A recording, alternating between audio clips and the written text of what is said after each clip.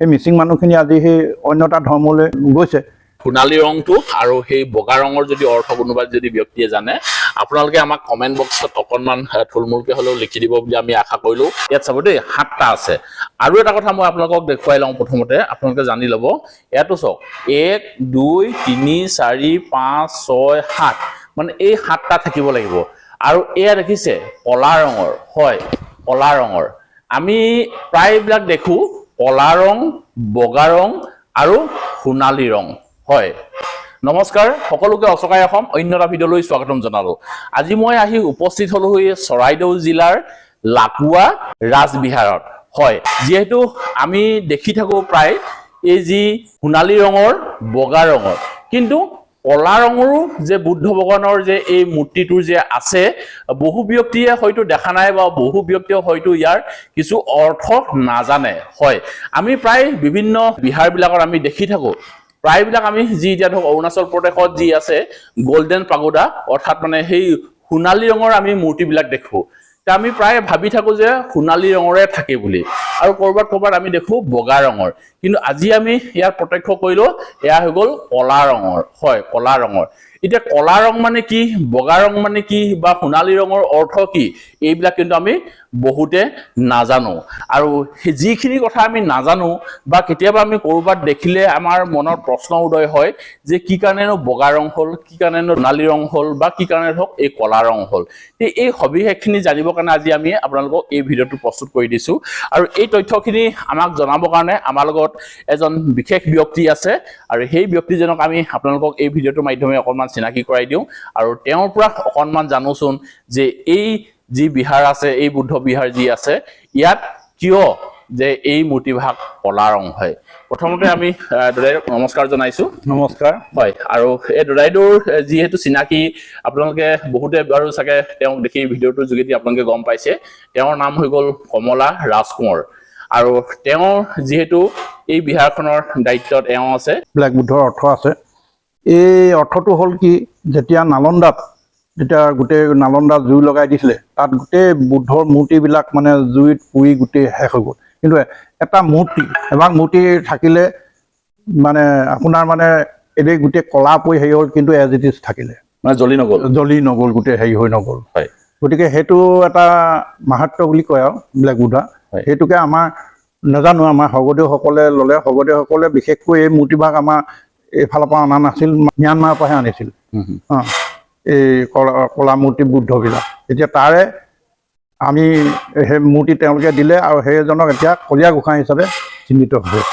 গতিকে সত্ৰত আমাৰ কলীয়া গোঁসাইক ৰাখিছে, কিন্তু আমাৰ সাধাৰণ মানুহে মানে দেখি নাপায়, তেওঁলোকে মণিকূটত লুকুৱাই থৈছে। কিন্তু আমি সেই গতিকে আমি যিখন এতিয়া আকৌ আমি পুনৰ এখন সত্ৰ পাতি আমি ৰাইজক মানে দেখুৱাবৰ কাৰণে, ৰাইজক বুজাবৰ কাৰণে এই সত্ৰখন আমি পাতিবলগীয়া হ'ল।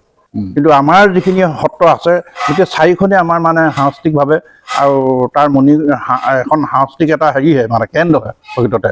সত্ৰ বুলি ক'লে সাংস্কৃতিক কেন্দ্ৰ। তাত এতিয়া যিবিলাক নাচ, যিবিলাক গান, যিবিলাক মানে কালচাৰ, যিবিলাক চব আমাৰ ইয়াৰ লোকেল মানে যিখিনি আছিলে সেইখিনি তেওঁলোকে তাত শিকায় আৰু বুজায়। আৰু তাৰ যিটো নৃত্য, সেই নৃত্যটো এতিয়া আপোনালোকে বুজি পাব। আজিকালি আপোনাৰ ইউটিউবত চালে আজি চাইনাত যি ৰকম বস্তুবোৰ আছে সেই গোটেই গায়ন বায়ন গোটেই বস্তুবোৰ আমাৰ অৰিজিনেল মানে আহোমৰ পৰাই লোৱা, আৰু তেওঁলোকে সেই সত্ৰবোৰ পাতি থৈছে। এতিয়া তেওঁলোকে কথা হ'ল কি, তেওঁলোকে বস্তুটো কৈ দিয়া নাই। আমি সেই গতিকে কৈছোঁ, তেখেতলোকক অনুৰোধ কৰিছোঁ যাতে আজি যে বুদ্ধ এই সত্ৰৰ মণিকূটত যে তথাগত বুদ্ধৰ মূৰ্তি আছে সেইটো খোলাকৈ দেখুৱাই দিলে হৈ গ'ল, কৈ দিলে হৈ গ'ল, কোনো আপত্তি নাই। আৰু তেতিয়া আমাৰ জনসাধাৰণে অলপ উপলব্ধি কৰিব। নহ'লে এতিয়া যেনেকৈ আজি আমাৰ সত্ৰৰ ওচৰতে থকা যিখিনি মানুহ মিচিং মানুহ, সেই মিচিং মানুহখিনি আজি সেই অন্য এটা ধৰ্মলৈ গৈছে।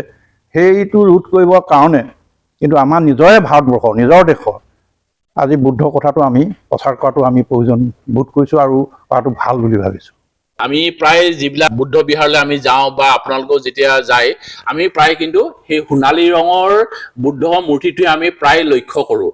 আপোনালোকে এতিয়া অৰুণাচল প্ৰদেশত থকা নামচাই ডিষ্ট্ৰিক্টৰ টেঙাপানীত যি গল্ডেন পগোডা আছে আৰু সেইও হৈ গ'ল সোণালী ৰঙৰে আৰু আপোনালোকেও চাগে বিভিন্ন স্থানত যেতিয়া যায় আপোনালোকে চাগে সোণালী ৰঙৰ বুদ্ধ ভগৱানৰ যি মূৰ্তিটো আপোনালোকে প্ৰত্যক্ষ কৰে কিন্তু এই কলা ৰঙৰ যি ৰংটো যে আছে এই কলা ৰংটো আপোনালোকে কৰবাত কেতিয়াবা প্ৰত্যক্ষ কৰিছে নে বা ইয়াৰ আচল অৰ্থ আপোনালোকে কেতিয়াবা কৰবাত গম পাইছিলে নে আজি আমি আপোনালোকক এই কলা ৰঙৰ অৰ্থটো আজি আমি আপোনালোকক অকনমান জনাবৰ কাৰণে চেষ্টা কৰিলো আৰু যদিহে কোনোবা ব্যক্তিয়ে যদি সোণালী ৰংটো আৰু সেই বগা ৰঙৰ যদি অৰ্থ কোনোবা যদি ব্যক্তিয়ে জানে আপোনালোকে আমাক কমেন্ট বক্সত অকনমান থুলমূলকে হলেও লিখি দিব বুলি আমি আশা কৰিলো আৰু যি এই কলা ৰঙৰ অৰ্থ আজি আমাক কমলা ৰাজকুমাৰ দাইদেৱে আমাক সুন্দৰকে বুজাই দিলে আৰু আশা কৰিছো আপোনালোকে চাগে ভিডিঅ'টোৰ যোগেদি অকনমান হলেও কিবা এটা তথ্য বুজি পালে আৰু মই ভিডিঅ'টোৰ আৰম্ভণিতে যেহেতু আপোনালোকক মই এই খটখটিকেইটা দেখাইছিলো ইয়াত 7টা খটখটি আছে